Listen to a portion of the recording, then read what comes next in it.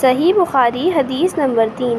ام المومنین حضرت عائشہ رضی اللہ تعالی عنہا سے روایت ہے، انہوں نے فرمایا رسول اللہ صلی اللہ علیہ وآلہ وسلم پر وحی کی ابتدا سچے خوابوں کی صورت میں ہوئی۔ آپ جو کچھ خواب میں دیکھتے وہ سپیدہ صبح کی طرح نمودار ہو جاتا، پھر آپ کو تنہائی محبوب ہو گئی، چنانچہ آپ غار حرا میں خلوت اختیار فرماتے اور کئی رات گھر تشریف لائے بغیر مصروف عبادت رہتے۔ آپ کھانے پینے کا سامان گھر سے لے جا کر وہاں چند روز گزارتے، پھر حضرت خدیجہ رضی اللہ تعالی عنہا کے پاس واپس آتے اور تقریباً اتنے ہی دنوں کے لیے پھر توشہ لے جاتے، یہاں تک کہ ایک روز جب کہ غار حرا میں تھے، یکایک آپ کے پاس حق آ گیا اور ایک فرشتے نے آ کر آپ سے کہا پڑھو۔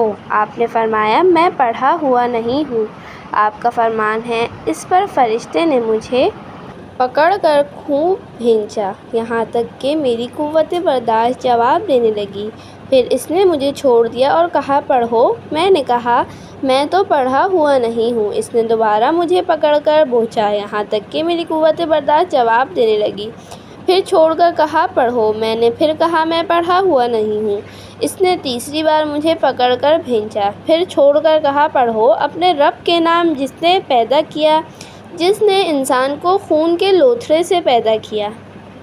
پڑھو اور تمہارا رب نہایت کریم ہے۔ پھر رسول اللہ صلی اللہ علیہ وآلہ وسلم ان آیات کو لے کر واپس آئے اور آپ کا دل خوف سے دھڑک رہا تھا، چنانچہ آپ اپنی بیوی حضرت خدیجہ رضی اللہ تعالی عنہا کے پاس تشریف لائے اور فرمایا مجھے چادر اڑا دو، مجھے چادر اڑا دو۔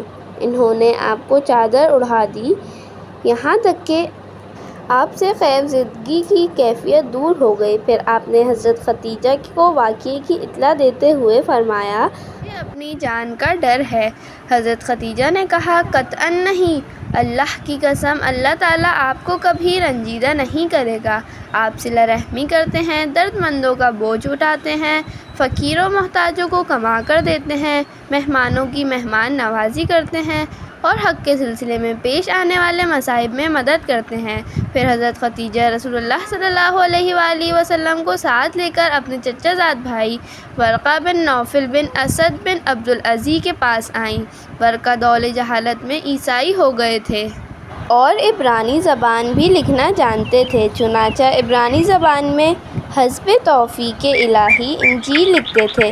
اس وقت بہت بوڑھے اور نابینا ہو چکے تھے۔ ان سے حضرت خدیجہ نے کہا بھائی جان اپنے بھتیجے کی بات سنیں۔ ورقہ نے پوچھا بھتیجے کیا دیکھتے ہو؟ رسول اللہ صلی اللہ علیہ وآلہ وسلم نے جو کچھ دیکھا تھا بیان فرما دیا۔ اس پر ورقہ نے آپ سے کہا یہ تو وہی ناموس، وحی لانے والا فرشتہ ہے جسے اللہ تعالیٰ نے حضرت موسیٰ علیہ السلام پر نازل فرمایا تھا۔